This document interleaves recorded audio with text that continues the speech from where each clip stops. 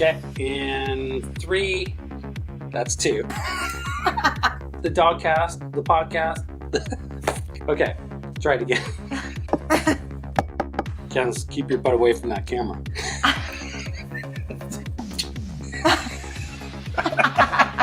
If you veer too much that way, or sorry, this way, like you're off camera. Dogs and podcasts. Take 5. Terrible idea. It's a little bit slow. These aren't sound effects, people. Oh man, editing is going to be so much fun. I can't wait. But then all you're going to hear is blah, blah. What? No, not even. Whereas this does not. This just looks like I'm in my 3rd trimester. I think they're twins.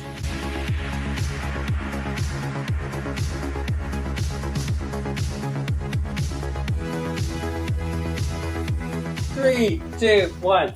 Hello and welcome to another episode with the Toronto Dogcast, the podcast for dog lovers. Here with me today is Gina. Gina. Thanks Hi. for coming. I really appreciate it. And we're going to be talking about something really cool, which is cooking for your dogs, which is a topic that I know very, very little about. And I'm really, really curious to find out more. And we're going to talk about diets in general, but we're going to be focused on cooking for your dog, which is really cool. So why don't we get the conversation going with the thing that a lot of people are going to be asking is why cook for your dog?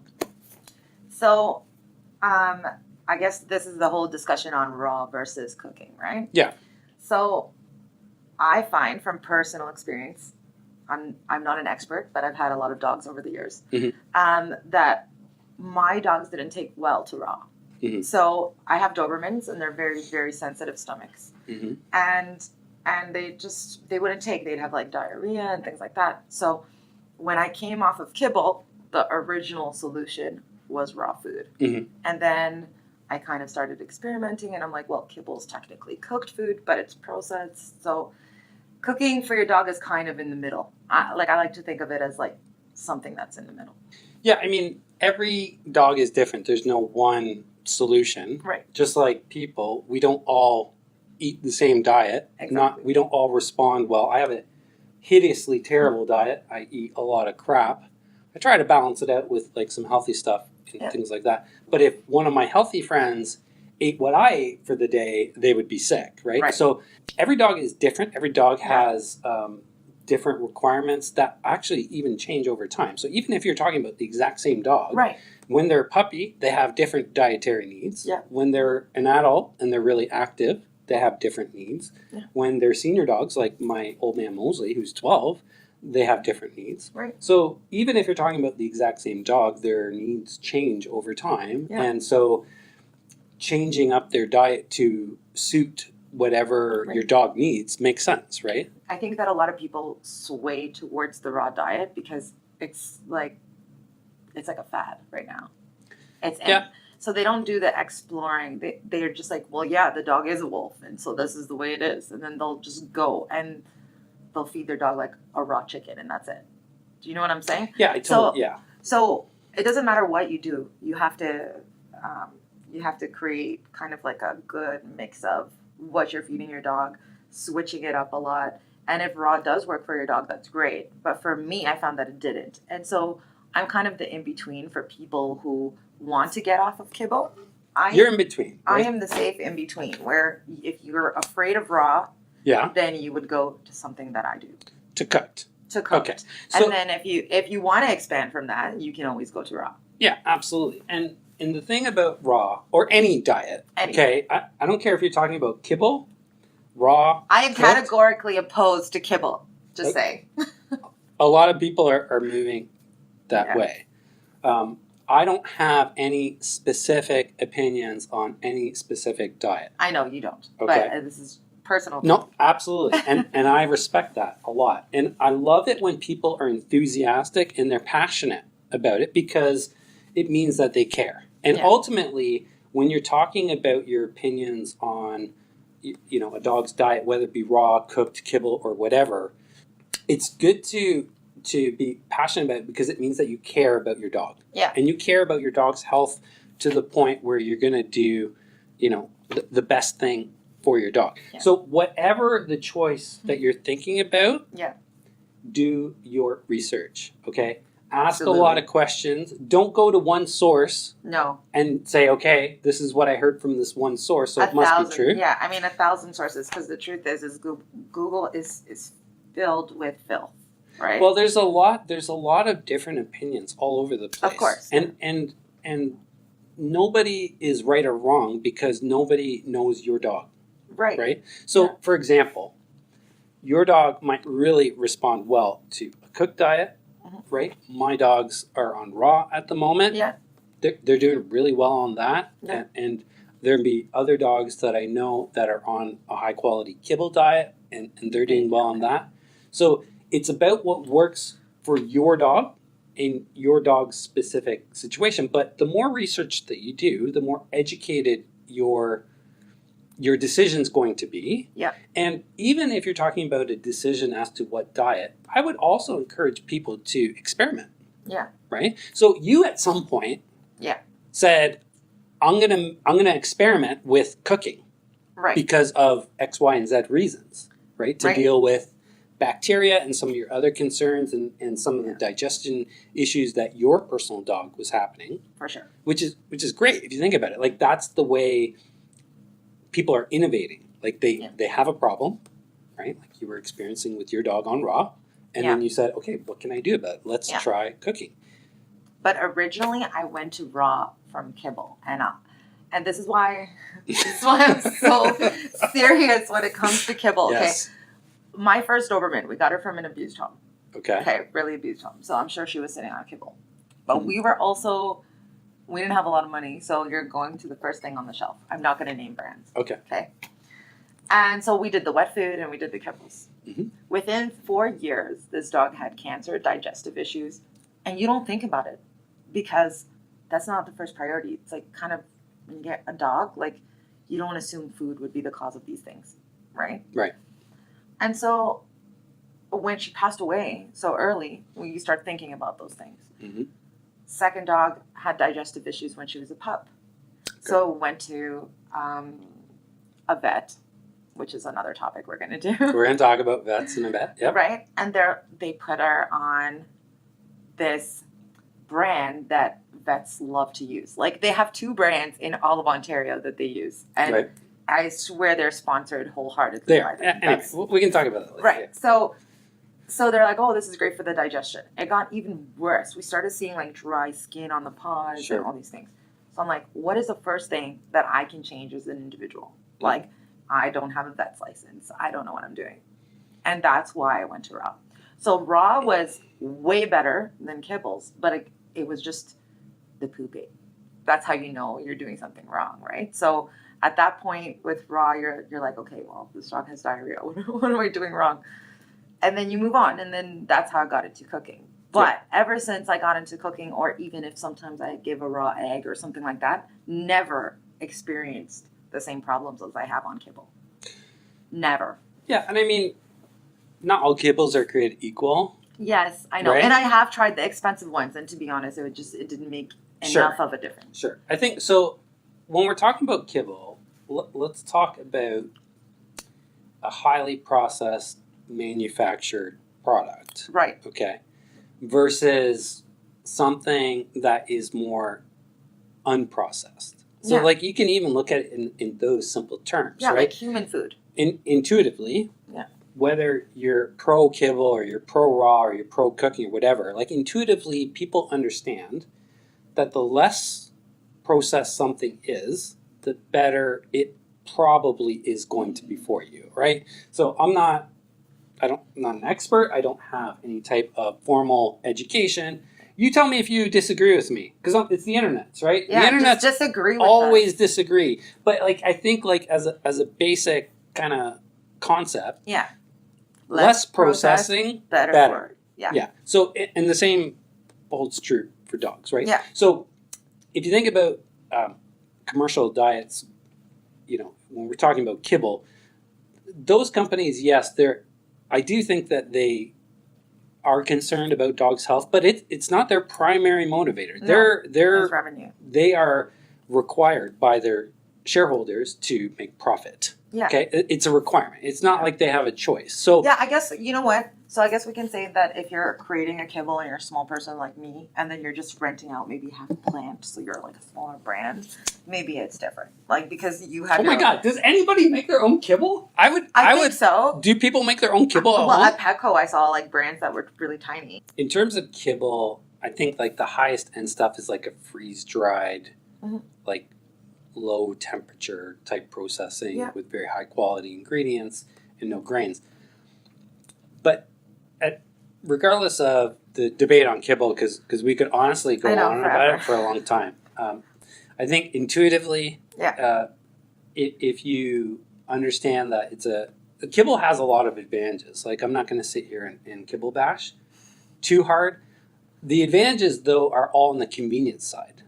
The advantages aren't on the dietary or nutritional side. Right. Like, if I go along and say, okay, like from a practical standpoint, there's lots of advantages to kibble, right? You can store a lot of it. You can get it in very large quantities. It keeps for a very long time. It's very easy to do. So if you're a busy person, you're on the go, just like, boom, there you go, done. And it's easy. Like, I'm not going to deny that that's a perk. That's a really nice thing. However, it's not necessarily going to be just because something is convenient. Like McDonald's is really convenient, okay? It'll get you full. Right? Going to the frozen food section at the grocery store and buying a frozen meal is convenient. But is it the best for you? Right. So now what we're talking about is, okay, once you've made the decision of convenience aside, now let's start talking more about our dog's diet and what's best for your diet. Where cooked and raw diets really come into play is if your dog has any type of health issues. Right. Yeah, right? That's very true. Very specific. Like, even if your dog is healthy, I think you're going to get a good benefit out of it. Like, my dogs are super healthy. Yeah. No issues whatsoever. Knock on wood. Even though my dogs are healthy and they don't have any type of issues, I still put them on raw because I liked what I was seeing in terms of the results. Right. So when you're talking about diet, I think it's good to keep an open mind and to be very inquisitive and very curious, like you were. Yeah. Right? Because you were just like, how do I deal with this issue? I've tried this, that didn't work. I've tried that didn't work. Do you know what? Let's try this, right? You didn't know that it was going to work for your dogs until you tried it. Yeah. And then when you saw the results that you were getting with your specific dog, that's when you decided, hey, I'm going to look more into this, right? Right. Okay, so if we're talking about, I think the kind of closest comparison, like you said, is raw versus cooked, right? So let's talk about some of the differences and some of the similarities and some of the like benefits and drawbacks of both. Okay. So the differences, to be honest, is just the low temperature. Is the bacteria, I think. Okay. I think that's like the major component. I remember when I was doing research on raw, one of the biggest concerns that I had was bacteria and food safety. Yeah. So the concerns about how you prep it, what surfaces it touched, the dog pulls, all those things were very high on my list in terms of like, I'm interested in feeding raw, but this is intimidating for me. Yeah. So here's the thing. So dogs are not as likely to get like salmonella poisoning, for instance, but it can happen, right? Like they won't get poisoned, but they'll get sick. But I think that the bacteria is a much greater cause to yourself from like handling the food and giving it to them. Right. So there's the dog portion of it, and then there's the people portion of it. Yeah. And in both of those scenarios were of concerns. Yeah. For me, people are more susceptible to it than the dogs are. But if your dog has like a lowered immune system, it could also affect them the same way. I actually read an article that said even kibble, if you handle kibble, you're supposed to wash your hands because kibble can have bacteria on it. Honestly, I have no idea. I know these kind of things happen, and I just feel like when the food is raw, it's much more likely to happen. That makes sense. Do you know what I mean? That makes sense. And maybe that's why my dogs weren't good with it. Or maybe it's because the change. So I read from a bunch of vets and PhD professors and research on these kind of things that if you're going to change your dog's diet, wait 7 days. So don't get scared off the diarrhea or whatever that might happen. Obviously, if you see like horrible things like, they're puking, that's not what I mean. But like, for instance, if, their poop changes. Yeah, that's or something normal. like There's that. a transition. Yeah, there's a transition period. It's about 7 days. Mm-hmm. And then if you see it after the 7 days, then something's wrong. Right. But you have to give them that kind of time for their stomach to change, right? Okay. So one of the main reasons for cooking is to address the bacteria issue. Yeah. Okay. So what about other differences? Okay, so one of the benefits I would say from cooking is when you're doing raw, I feel like your fiber and all of that is very minimal. So let's say you use 5 to 10%. It doesn't create enough filler. Okay, so the fiber comes from a raw diet, comes from mainly the bone, as I understand. Right, the bone. Okay, but like let's say even if you use vegetables or whatever, it doesn't have a lot of filler. So a lot of people complain about budgets and prices, right? I feel like buckwheat, for instance, has protein in it as well. It's almost like a quinoa, right? Right. And so it does have protein. It has manganese. It has everything that you would need on the sidelines, but it's also a great filler. So it's great for the budget. I see what you mean. So something to make up like a bulk, like more of the bulk of the diet. So that it's like filling for them. Yeah. Because sometimes, especially if your dog is like one of those dogs that just eats everything in sight. Yeah. Which I've never had a dog like that until now. Kenzie. Yeah. Yeah. So you never had a dog like that until now. Mm-hmm. With her, I feel like if I give her just the meat and I boil it and then give her the broth from the meat, she's never satisfied. But if I give her buckwheat, she'll actually leave me alone. I see what you mean. Okay, so you're talking about adding some bulk to your dog's diet to satiate them, to make them satisfied in terms of like what they're eating. I know a lot of people do, and I'm not a fan of this, but I've heard a lot of people doing like sweet potatoes. Yeah.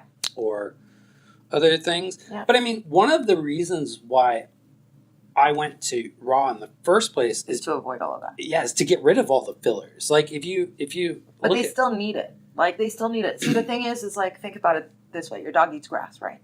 Sometimes, yep. They do that for a reason. To clean out the digestive system. Right? Okay. Like this is naturally they understand to do it, right? Yeah. Like my dog doesn't do it all the time. Sometimes, right? Sure. When a wolf is in a forest, if we're comparing the dog to a wolf, they will have the berries sometimes off a tree if they can't catch their prey. Yeah. So the fiber or the additives are necessary. It's just not necessary all the time, which is why when you're cooking the food or when you're doing raw, you're always switching it up. Yeah, variety is really key. Is the key. Is absolute key. Like even if you're kibble, like doing the same kibble, may also create the problem because then when you need to change or when something happens and you can't provide the same thing, it does a world of hurt to the digestive tract, right? Okay. All right. Good. So look, there's when you're talking about cooking or you're talking about raw, I think one of the best benefits is that you have a lot more flexibility and a lot more options. Yeah. So let's say you wanted to experiment, right? Yeah. And I think when you're talking about cooking for your dog, I think the first thing that I think of is like doing it for yourself, right? Yeah. And doing it at home, right? Yeah. Is that where you're like we are? Yeah. Okay. I'm sure there's cooked like prepared options that you could purchase and stuff. So if you're cooking for your dog or you're doing raw for your dog yourself, one of the biggest benefits to it is that you have a lot of flexibility. You're going to have a lot of different options. So let's say you want to try buckwheat, or let's say you want to try sweet potatoes, or you want to try some fruit or some vegetables. So, you know, when I do my own raw food for my two dogs, and I love the fact that you can try different things out, and you can experiment and change. Maybe you're changing one or two ingredients here and there, and then you're switching proteins and you're trying out different recipes. Like, how much fun is that? It's so much fun. Well, but you gotta love it, right? Like, you gotta love it. It's like a meditation. For me, I cook every day, right? Yeah. And that's because I finish work at 4 p.m., but I'm at home by 5. So that half an hour, I don't look at the phone. I do my thing. I cook Therapeutic. for me. I cook for her, right? Yeah. Not everybody has that time. For sure. So you do a lot of prep meals with your raw food. Some people could also do the prep meals for the cooked food. It really depends on you in that sense. Right. And I can tell you from experience, because now I have a bunch of experience making the raw food for my 2 dogs, is that you find what works and you find a rhythm. The first time I did it, it took me a long time and I really didn't know what I was doing and I was fumbling around. Second time, third time, much easier. Now, I mean, watch the time-lapse videos that I have on Instagram. Like, I can whip through prep for my 2 dogs to do a week's worth of raw food for 2 dogs in less than an hour. And that's like start to finish, like even packaging and everything.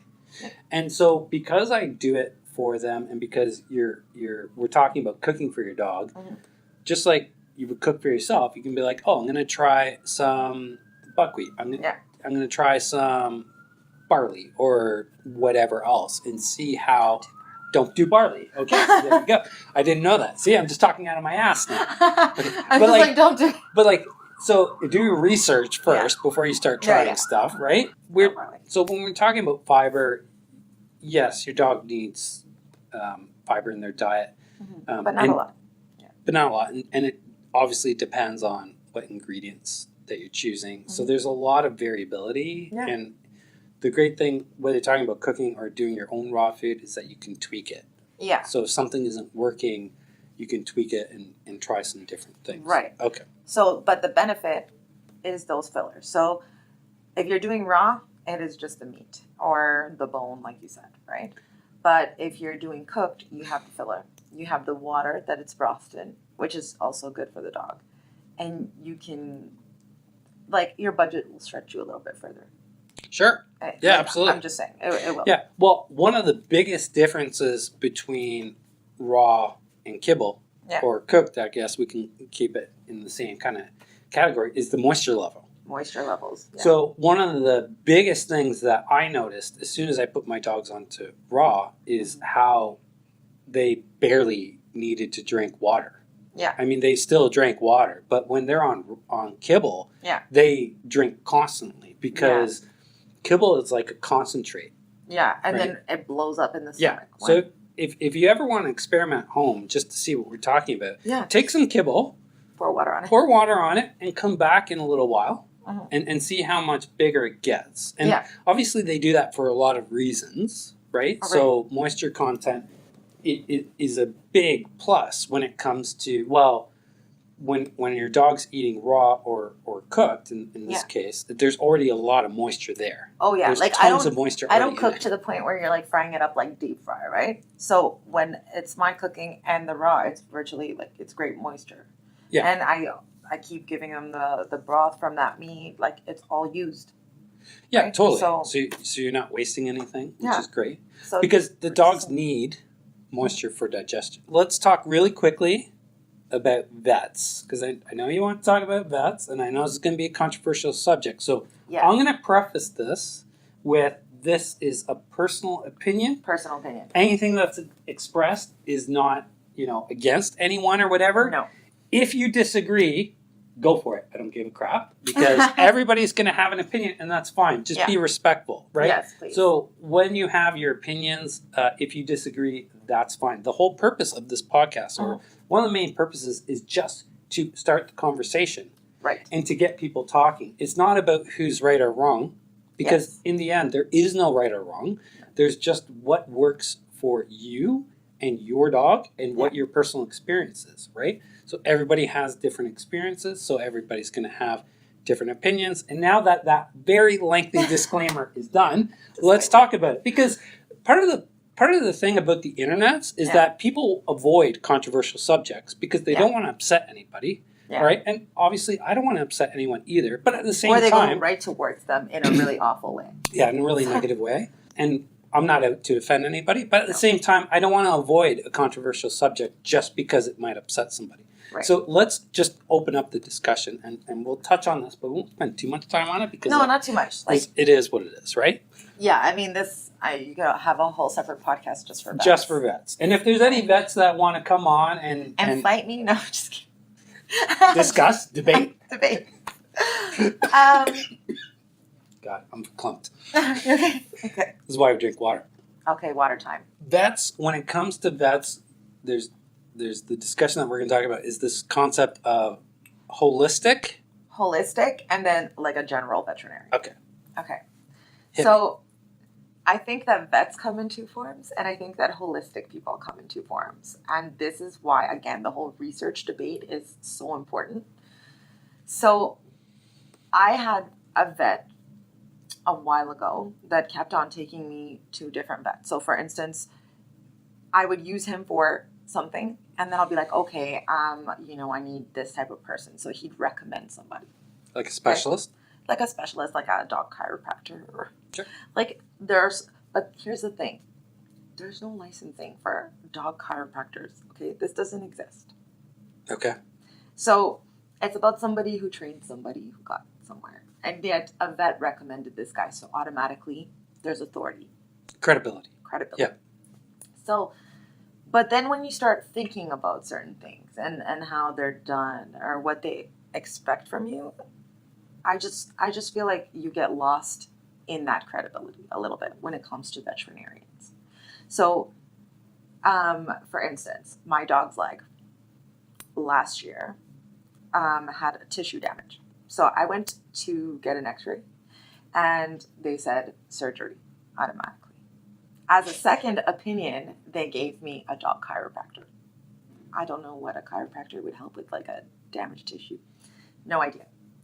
So I'm running around it. Every single time you visit a person, it's like an $80 consultation fee, right?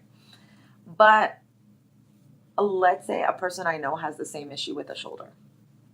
Taking MSM pills, gelatin, which is another cooked food that you do, right? You make gelatin for your dogs. So this is a cooked food option again. And all these things have vitamins in them that repair tissue.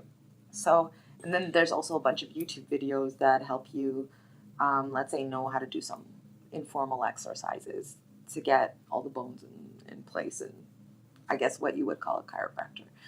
So I have heard I need a $10,000 surgery, over $4,000 to going to a chiropractor over I fixed my dog's knee in 1 year. And I'm not saying it's fixed like 1,000%, but it's fixed to a level where for maybe $300 of vitamins and just exercises and paying attention, I fixed the problem. So that's vets. I know that's kind of like a long way of going around the conversation. It was just one example. Sure. But I think that veterinarians are too quick to propose surgery sometimes or prescribe medication sometimes. And that's not because they don't love your dog. It's just that it's faster, right? So they think that your entire goal is to heal your dog super fast, no matter how it's done. Mm-hmm. So I feel like that is the goal, right? Mm-hmm. And then there are holistic people who some have really great ideas. Like, for instance, me and my MSM vitamins would be a holistic job, right? But a lot of holistic people will try to sell you tinctures and stuff like that. And so you have to really get to know the products. So sometimes it really is a gut feeling, and it has nothing to do with credentials or how many different hospitals you've been to and what they all said to you. For sure. Look, health is a very complicated thing. It is not. Yeah. Straightforward and black and white in the rest of it. And this debate has been going on in the human field forever, decades, right? So, but I feel like sometimes we really take the vet's word at its final. Well, think about it this way: there's not very many formally trained subject matter experts when it comes to dogs. There just isn't. Yeah. And vets go to university. I think for a minimum, they got to do 4 years plus another 2. Yeah. And it's very difficult to get in. One of my friends was a vet, and they had 100 spots per year at the University of Guelph. Yeah. And so you had to be at the top echelon to even get into that program. Yeah. And there's not that many vet programs, like, period. Right. Right? So it's very difficult to do. It's very expensive, and it takes a very long time. And as dog owners, we look at that and be like, wow, okay, these are registered professionals who are part of a regulatory body and yada, yada, yada. But the thing about vets is that when you go to if you have a doctor who's going to get a medical doctorate in medicine, they're only focused on one species. Yeah. Right? Which is human beings. And I think that's one thing to keep in mind when you talk about vets. Yeah. Vets don't only work with dogs or cats or birds or horses or... Do you know what I mean? Like, when a vet goes to be trained, they are trained to handle... For all animals. I mean, some obviously specialize in large... Like agricultural. Yeah, large animals and industrial kind of things when it comes to farming and things like that. And then other ones specialize in dentistry, and there's lots of different specialists. But we're talking about vets, like, kind of as a whole. Yeah, they have to be able to work on a parakeet or a cat or a dog. I'm just saying, like, right now, it's a huge trend that I've noticed, which is people calling themselves holistic veterinarians.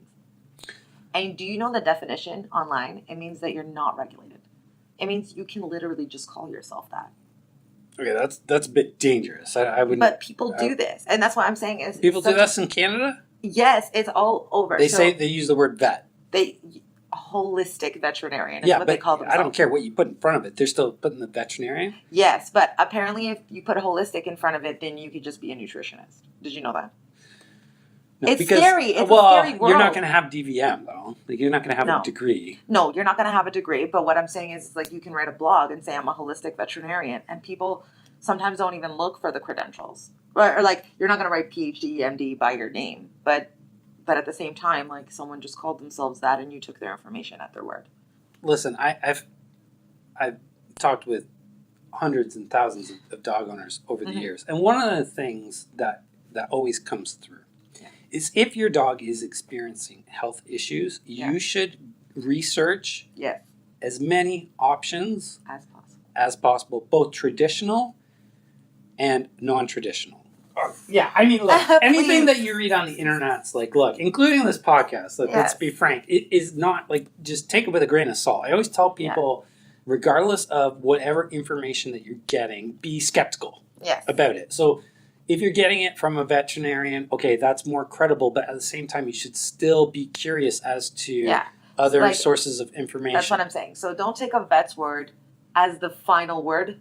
Like, still do some research, but at the same time, if you're going to go to a holistic veterinarian or, like, a nutritionist or something like that, don't take it at its final word either. Like, you should be able to do enough research. You know your dog the best, and your gut is honestly, like, the best thing that you can possibly use. Because if you really love your dog, I feel like you feel it in the person that's going to help you. Sure. Like, I changed about 20 vets until I found the one I have now. Look, like I said, there's a lot of things, there's a lot of variables that influence health, overall health. It's a very broad subject, okay? So if you're talking about kind of the big bucket ones, there's going to be things like exercise, okay? Lifestyle. That's a big influence on a dog's health. Yeah. Diet is another big one, right? There's lots of different things that, like, even the psychological state that a dog is in. Like, if a dog lives under stress constantly, their health is going to be affected by it, right? Yes. These are all intangibles, though. Right. It's not a matter of saying, this is what's causing that, and that's it. It's usually a number of things, right? So, like, naturopathic versus ND versus MD, right? One is proactive, one is reactive. That's what they call it, right? Same concept. Right. So, look, if you're talking about, like, do I put, like, I worked with a dog recently that was put on, no stretch of the imagination, this dog was put on a dog version of Valium. What? Like, literally. Like, this is a very toxic pharmaceutical drug that was given to this dog for anxiety. What? which is a behavioral issue. Yeah. And I think people are really quick to, say, okay, well, what do I do about this? And their CBD. solution is like a pill, right? So, like, there's options out there. Yeah. I personally, instead of just treating the symptom, I like to actually say, okay, well, what is causing the anxiety and how can you get rid of it? And let's look for a long-term fix. But people often go to drugs. Yeah. It's because it's the fastest, right? Well, it's the quickest solution, but it doesn't mean it's the best solution, or it doesn't mean it's the good long-term, right, yeah. Like those kind of things. Okay. We're talking about cooking for your dog. Yeah, okay, let's do that. So let's move on, because I think it's like these are all really interesting topics, and the thing is, like, there's no definitive answer. No. But like, so take your own personal situation into account and do what's best for you and your dog, and that's what I usually tell people. Is like, what I tell you, what other people tell you, don't listen to any of it. Just like do what's best for your dog and your that's why I said situation. gut feeling. Sure. All right, so let's talk bones, because bones is a great source of nutrition. Yes. For a dog in a raw diet. But one of the disclaimers that they say about bones is never cook them and then give them to your dog, because they become brittle and break off. So that is true when it comes to chicken. Chicken. So here's the thing. I try not to feed pork at all. But if I do pork as a meat, I always cook it. And the reason why is pork is more likely to have parasites in it. So when it comes to bones, because pork bones are usually the cheapest, people love them. So bones and the meat of pork is much more likely to have parasites than other meats. Okay, it doesn't mean it's likely. It just means No. more likely. More likely, yeah. No, it's not likely that there'd be parasites in it. It's just more likely that it would. Okay. If parasites do exist in a meat, it's more likely that it would be pork, is what I'm saying. I blanch all my bones. I don't give my dog chicken bone anything. Okay. Like raw or not. But what I do is, whether I cook it or raw, I might give the joints. So, like if you're holding a drumstick. Cartilage. Yeah, the cartilage. Like just the sides. And I would hold it myself. Just so it won't get clogged or you won't get like a tear. A tear of what? So for instance, like the bone, right? Like splinter. Sorry, splinter is the right word. Yeah. Right. So I would hold the edges. I would give them the cartilage of like the sides of the bone. And then I would throw the rest out. And that's cooked or raw. Okay. So my research was pretty clear in terms of like everything was pretty consistent. It said if the bones are raw, they're fine. Yeah. And I give my dogs raw chicken bones all the time. I personally wouldn't, but I'm not saying that there's anything wrong with that. You still include bone as a portion in the cooked meal. You just blanch it for a short period of time. Yeah. Which is not that far off from raw. It's pretty raw. Yeah. So it's just to so it's not like you're stewing it or anything like that. No, I mean, gelatin, right? Well, gelatin is when you cook it for like 24 hours and it takes all the marrow out of all the fat and all of that and it becomes jello. And that stuff is good because it's MSM glucosamine. It's a whole different thing. You wouldn't give your dog those bones after you're done. Right. So if you're cooking the bones for a long period of time, you wouldn't give them to your dogs. No, because there's no point. They already have nothing in them that's nutritional because it's all in the water. Right. That you created, right? Right. So one of the things that I always tell people is like kind of everything in moderation. Yes. So when I did my research on raw, it was very much about having the right proportions of everything to keep a balanced diet, right? So obviously if you have too much of one thing or too much of another thing or too much of this or too much of that, it's not good. Right. So here's the thing. If you're doing something and you find that it creates a issue, it means that you're doing something too much.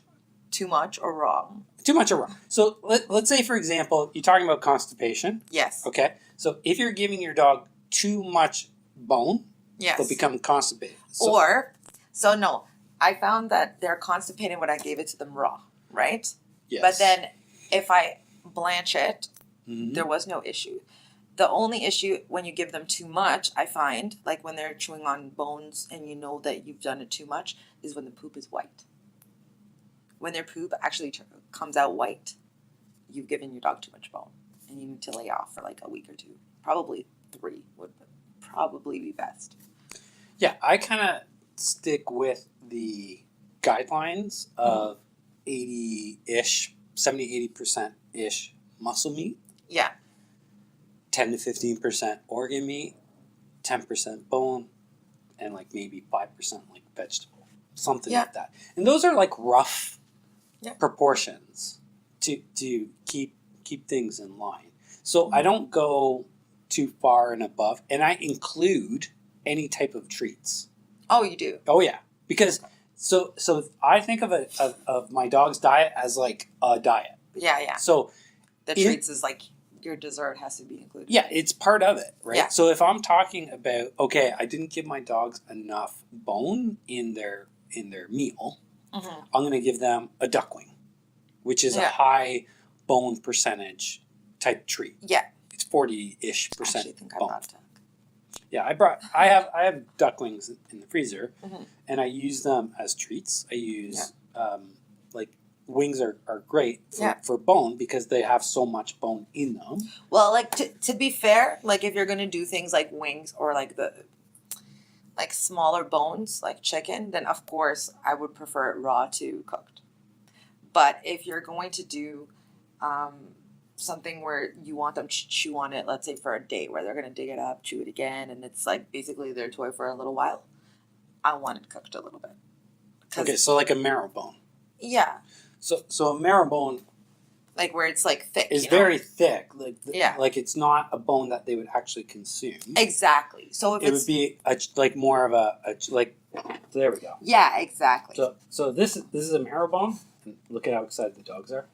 They have a whole box of these, and these things you can see just how thick that wall is, and you can also see, well, maybe you can see some of the bite marks the dogs make. So the dogs it's great for the teeth, Yeah. So it's great for the teeth, and they don't actually consume them because these are so strong, so thick. Yeah. So these are the ones that you would blanch. I would blanch those. Quickly? Yes.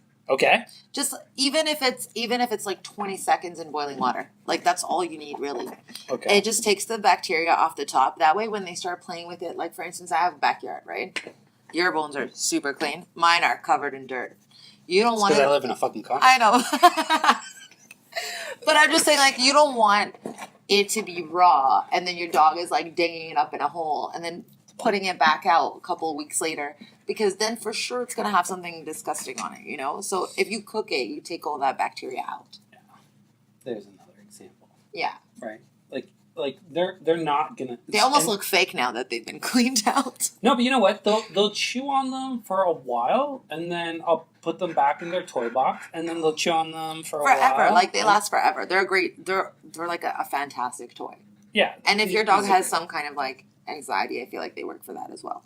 Well, chewing on bones for a dog is very primal. Yeah. It's very satisfying. It's very natural for them to do, and it's a good. Yeah. Not just like not just from like a nutritional standpoint. It's less about nutrition, more just about like that's how dogs clean their teeth. Yeah, and or behavior. Like, they're occupied. Yeah, exactly. It's like something fun for them to do. It's just Yeah. to chew. Look, if they want this bad, eh? You can't really see them. They're not on camera. If I give this to him, he'll just start chewing on it and ruin my audio. So I won't give this to him. I promise I'll give him some bones afterwards. Because everybody's going to be like, why did you give your dog bones? You're so mean. You put it in front of them. Yeah, so there's like a whole... Blanching them for like 30 seconds, I don't think is cooking. Is cooking. But for me, it's cooking. It makes a huge difference from raw. All right, so let's talk about some of the Instagram questions that we got. So before each podcast, I will post on Instagram and Facebook and all the other social media outlets that are completely useless to me. And soliciting questions from the audience to get some interaction in the podcast. And one of the questions that we got was from Monique, which is how much protein is right. There's not a lot of energy in protein. Yeah. There's a lot of energy in carbs. Yes. Right? But where dogs get that energy from on a raw diet is fat, right? Yeah. So fat is a natural thing for dogs. Yeah. And obviously there's a lot of good fats, and then there's some like not so good fats. So like when you talk about fat, even just talking about fat, I mean it's a complicated subject. Like I have olive oil, grapeseed oil. I also use. That's what I forgot. Grapeseed oil. Pumpkin seed oil. Pumpkin seed oil. It's really amazing. It's really good, right? Yeah. So and then there's all types of natural fats, and one of the benefits of using whole meats. Yeah. Right. So I use whole meats. I don't. One of the things we didn't talk about is ground meat. Ground meat. Ground meat. Yeah, but. So I would think, and tell me if I'm wrong, if you're using ground meat, it would almost be better for cooking. Yes. Right? Than, let's say, like a quarter of chicken, like a whole piece of chicken. Yeah. If I had, sorry, let me try that again. So if I had ground chicken versus a whole piece of chicken, I'd be much more likely to cook the ground chicken versus the whole chicken as like a way to get rid of bacteria. Yeah. I mean, ground meat, it is very fatty, and it's usually like not the greatest parts of the animal. Well, it's not the greatest parts of the animal, but the reason why there's concerns about bacteria is that so much surface area is exposed to the air. Yeah. Okay, so if you think of a piece of chicken, there's only so much of that surface that's exposed to the air. Yeah. Whereas, like, when you grind a piece of meat into ground, all of it is going to be exposed to the air at some point. The one thing I have heard is if you're feeding your dog a lot of chicken in terms of their raw diet, you supplement it with fish. So when it comes to how much protein, there's a lot of things you need to know before you can answer that question. I think if you're talking about kibble, it's listed on the back of the bag. Okay, so on the back of bag of kibble, I've seen anywhere from like 24 all the way up to like close to 40% protein. Regardless about how they measure it. Yes. Okay? Yes. Keep in mind though that isn't necessarily optimal. That's just what is available commercially. When you're talking about a raw diet, the protein levels are going to be higher. Because it's a meat-based diet. Okay? Yeah.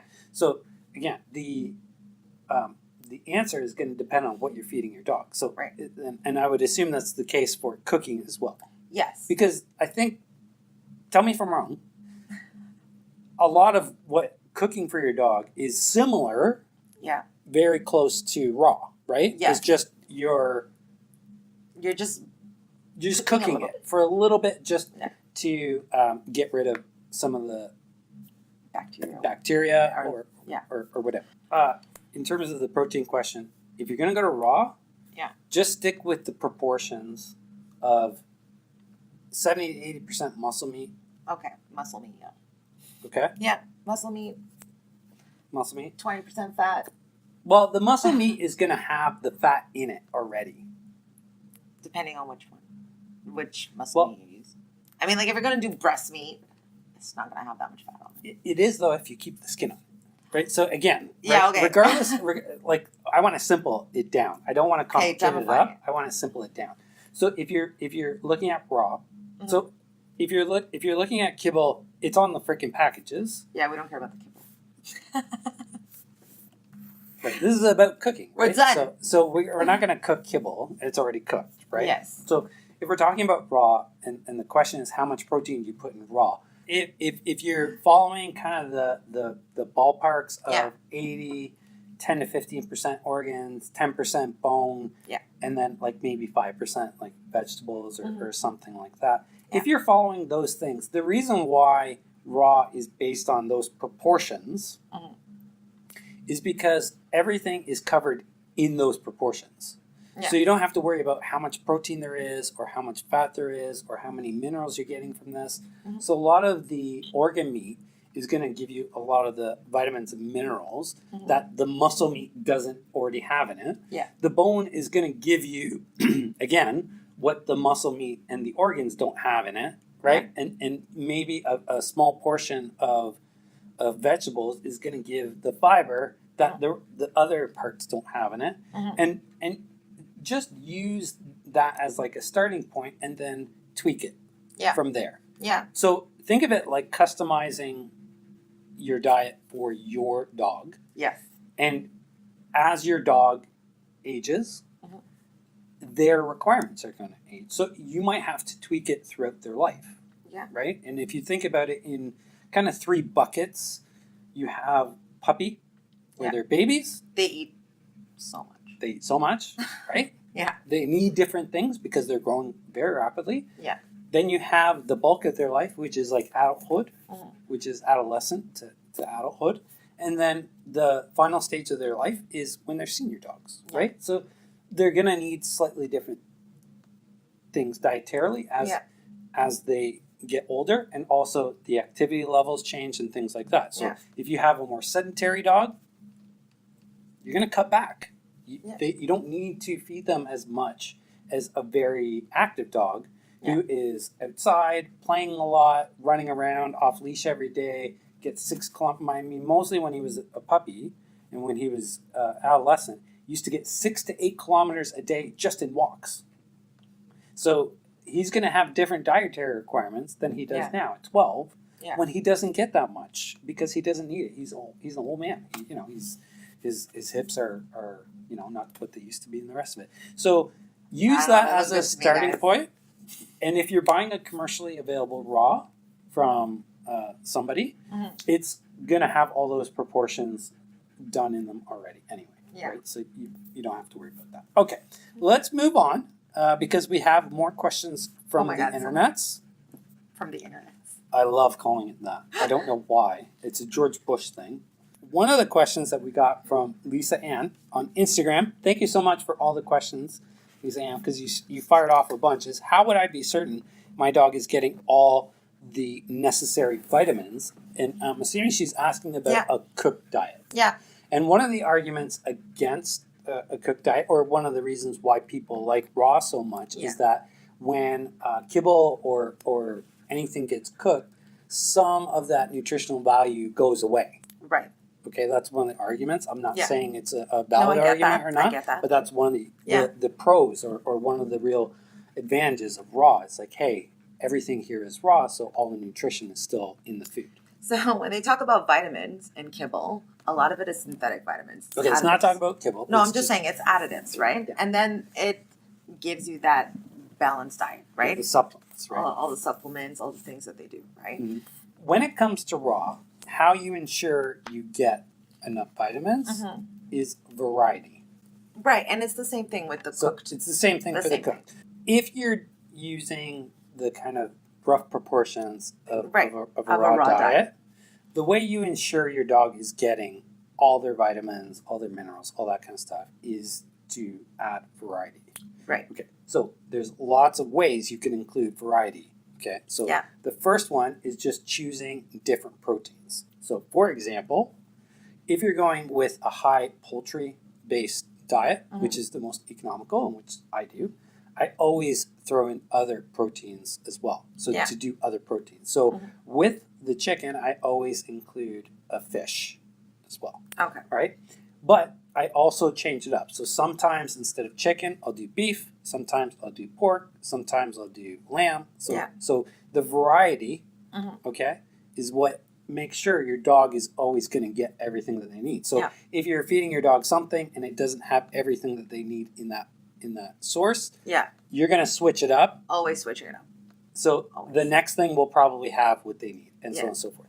The other thing is, even within the organ meat, you can have lots of variety. Oh, yeah. So with the organ meat, I like tripe, there's neck, heart, so much. There's lots of different options when it comes to the organ meat. So you can get pork liver, but then you can get beef liver, or you can get so there's other. So even though you're getting the same organ, right? You're getting it from different protein sources. Yeah, and remember the main difference for me, like when we're talking about cooked, the main difference is just the bacteria portion. So it's not like I cook this stuff for like 2-3 hours to the point where like it has no moisture in it anymore or something like that. It's not something I do, right? Like we're only cooking it for a certain amount of time so that it might blend in with whatever else I'm doing. And we're gonna see that. So we're gonna do a separate video if you're interested in actually seeing a cooked meal actually prepared. We're gonna go to the kitchen and we're gonna do some cooking for the dog, so you can actually see exactly like what goes in it, how long it takes, and all And that do you kind of add stuff. any like herbs or whatever to the raw diet?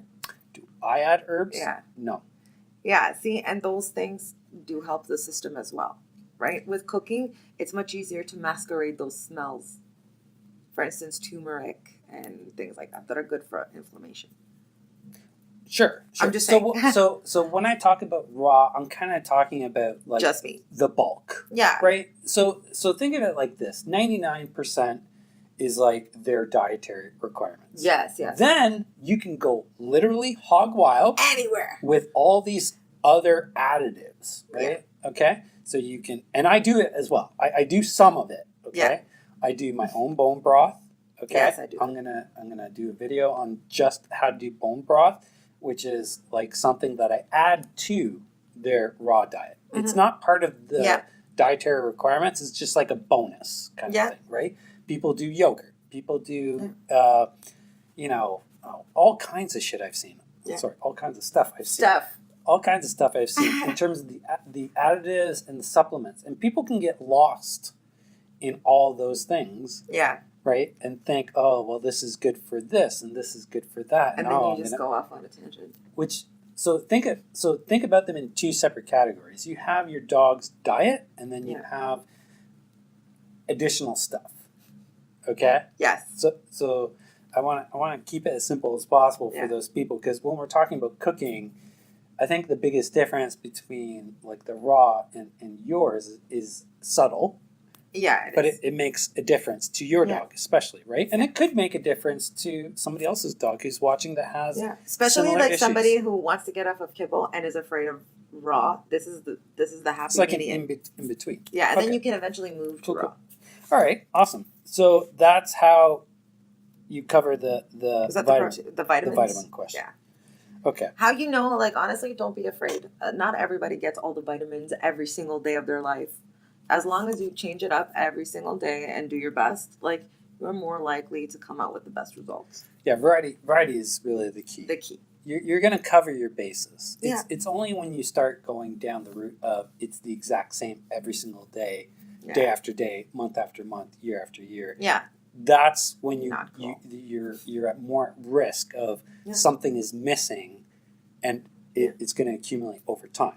Pretty much. So if you're adding lots and lots of variety, or as much variety as you can, then that's going to ensure that you're covering your bases, kind of thing. So one of the questions that we got from Lisa Ann is, how much approximately does it cost to cook for your dog per meal or per day or whatever? I would say, honestly, like $3.50. So it's going to be comparable roughly to raw. Yeah. And there's going to be a lot of variability depending on what you choose. Yeah, so like maybe I'll spend a little bit more one day and then a little bit less another. But I would say on average it's about $3.50 with everything. Per meal or per day? Per meal. Per meal. Which is a nice lead into the next question, which is, how much should I feed my dog? Yeah. Which is another complicated question. This is again from Lisa Ann. And her dog is 40 pounds, but she should be between 30 and 35. So in that particular case, so let's start at the beginning. So when you're talking about how much should you feed your dog, there's a lot of variables that go into how much you should feed your dog. If you start with an adult dog, if we're talking about an adult dog, I think 2% of their body weight is a good starting point. And I'm talking about raw here. I'm not talking about kibble, because kibble is a concentrated food and it's completely dehydrated, so the weights are much different. Yeah. So when you're talking about raw, use 2% as a starting point, and then you need to just look at some of the other influences, such as activity levels. Yes. Okay, so and age is going to have an influence. So if you have a dog, let's say, who's overweight, like Lisa Ann's dog is 40 pounds and she thinks she should weigh a lot less. Yeah.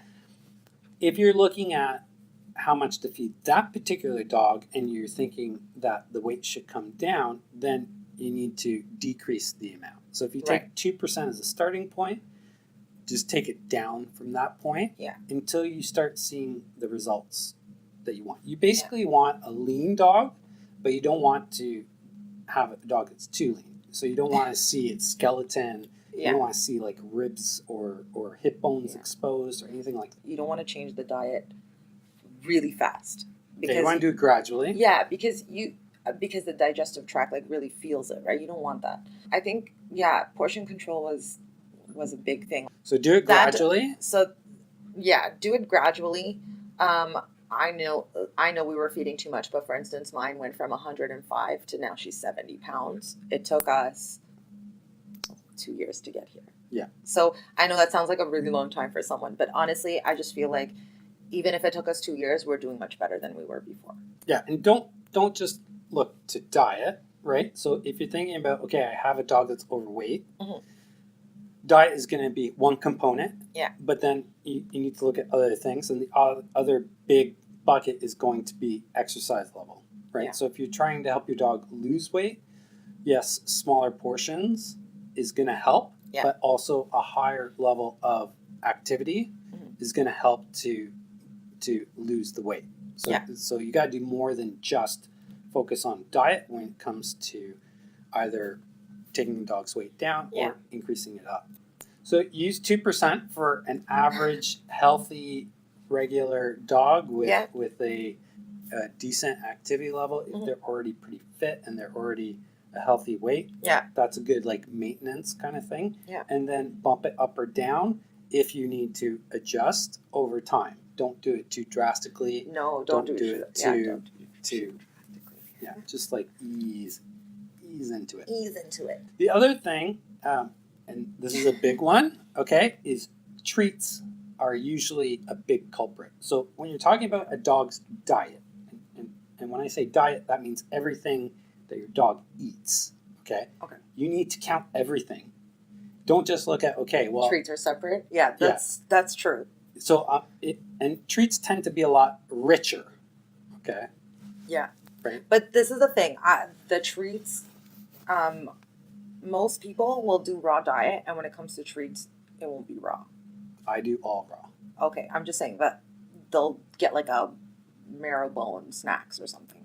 Right. Do you get what I'm saying? See, that's part of that. You should count that, right? Yeah, you need to count that, but it also changes the dynamic. Like that stuff is much more heavy in calories than your it's very rich. Diet. Yeah, exactly. The marrow is very, very rich. Right. Which is not necessarily a bad thing, no. But you should include it, right? So if you're looking at, okay, I'm feeding my dog 2% every single day, and then on top of that, I'm also giving my dog a bunch of treats throughout the day, your dog is going to gain weight. You're overfeeding it. Yeah. So what I do is I take the week's worth of diet, and then I also say, here's a week's worth of treats. Yeah. And combined, they make up the total diet. Yeah. Right? So always consider everything else that you're giving your dog. It's a lot harder to moderate if you're giving your dog scraps off the table. Yes, that's true. Because food scraps, like people food, tends to be a lot richer as well. I'm not a believer in giving your dog table scraps. Yeah, I think it's a bad thing. However, people do it. And because it has oil and all this other stuff in it that they don't need. Take everything into consideration and watch your dog and how they're reacting. Yeah. If your dog is if you need your dog to lose weight, just be extra diligent when it comes to the treat side of things, and just kind of take your time with it and make your But you will adjustments. notice a big difference if you cut out the manufactured treats as well. I think we covered all the questions. So let's say, for example, you're a very busy person. Right. Okay. And you don't have time to prepare your own raw food for your dog or your own cooked food for your dog. What I always tell people is the simplest thing is just to go buy it. And that's something that you do, right? Yeah. So you actually prepare meals for people to cook on their own? Yeah. Okay, so tell me a bit about that.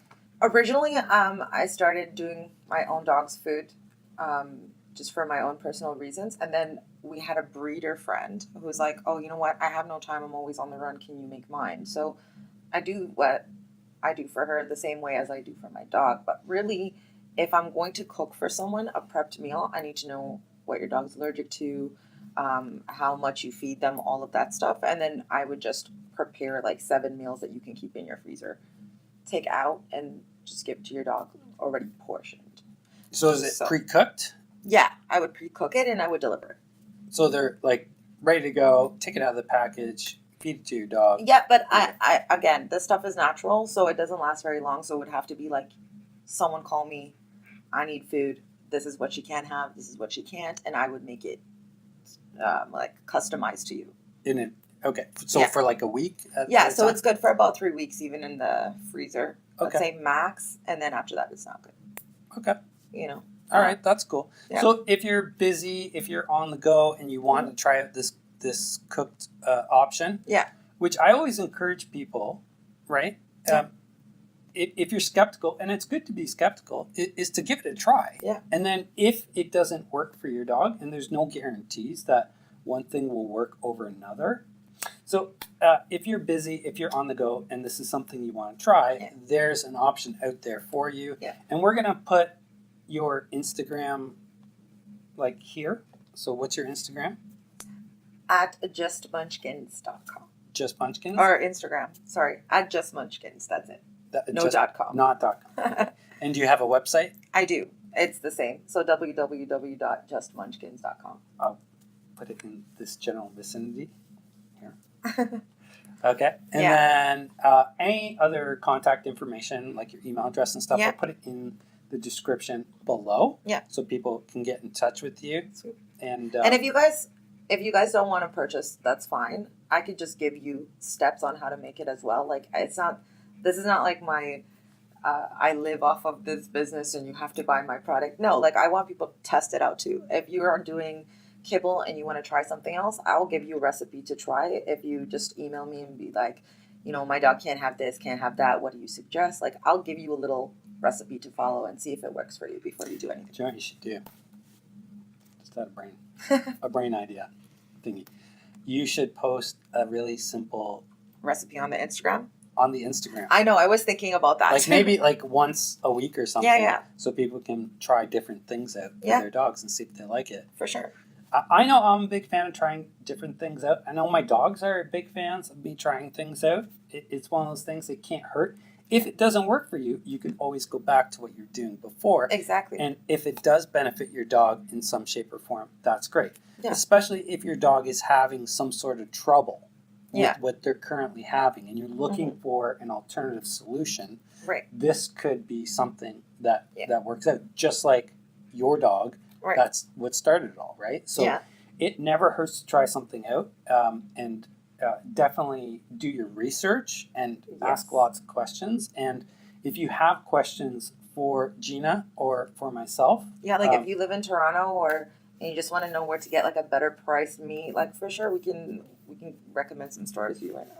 Depending if you're doing raw or cooked. Yeah, if you put it in the comments, okay? Just freaking use the comments section below, right? Right. Because that's how we're. So if you ask a question, probably a lot of people are wanting the exact same thing. So the comment section is everybody can read the same answer, and we don't have to answer it 6 or 7 times. Exactly. Yeah, you should put some. I saw your Instagram picture of the one that you put up today of that meal. It looked awesome.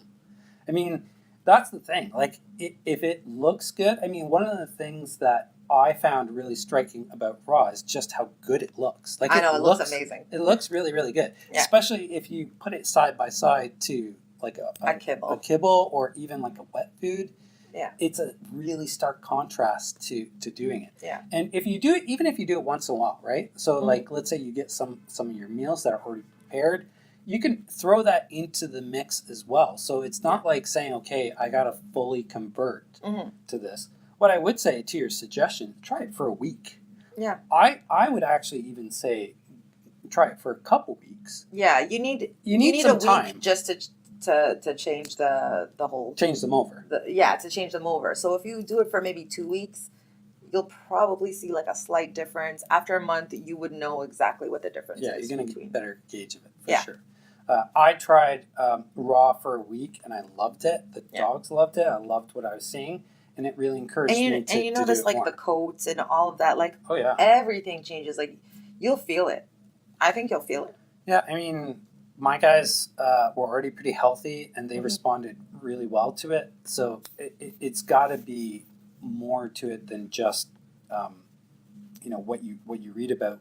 What your personal experience is that's what's really gonna be the telltale whether you should do it or not. Yeah. So I can't say do it. What I can say is try it. Right. Just try it. So whether you decide to stick with it, like Nike, just do it. Just do it. Just give it a try. Just give it a try. and I'm sure your dog will enjoy it. And yeah. I want to get back to one of these things about showing your dog love, because I talked about this in one of the other podcasts. Is like when you're young, one of the first ways you experience love or affection, before you even know about love or affection, is through food, right? And when you love your dog, and I'm not saying people who don't do this stuff for their dog don't love their dog. Obviously you do. But if you really, really, really love your dog and want to do something to express your love for your dog, what better way than cooking for your dog, preparing a meal?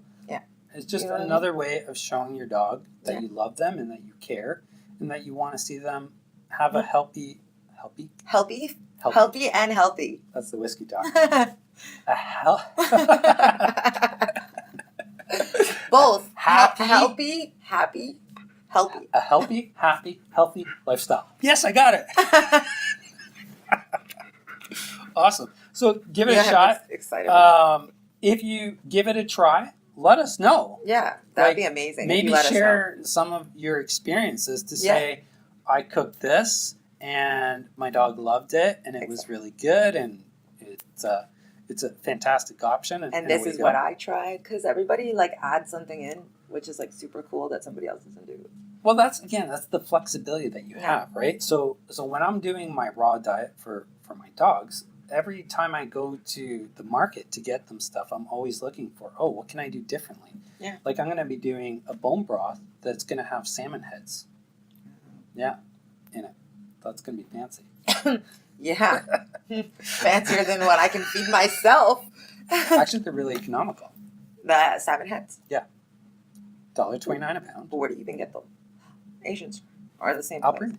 Yeah, I get everything from that place. Yeah. And so you can experiment and you can have some fun with it and you can try different things and you can be creative and really express yourself in different ways. Okay, I think that is it. If you have any questions or concerns, let us know in the comments. Do you have any final thoughts? Just love your animals. Love your animals. That's it for today. Thank you so much for coming on the podcast. Thank you for inviting me. Did you have fun? I did. Okay. So until next time, if you love your dog, take them for a walk. High five? High five. Woo! And that's a wrap. Yes, we're done. Did you have a good time? Yeah, it was good. It's good, eh?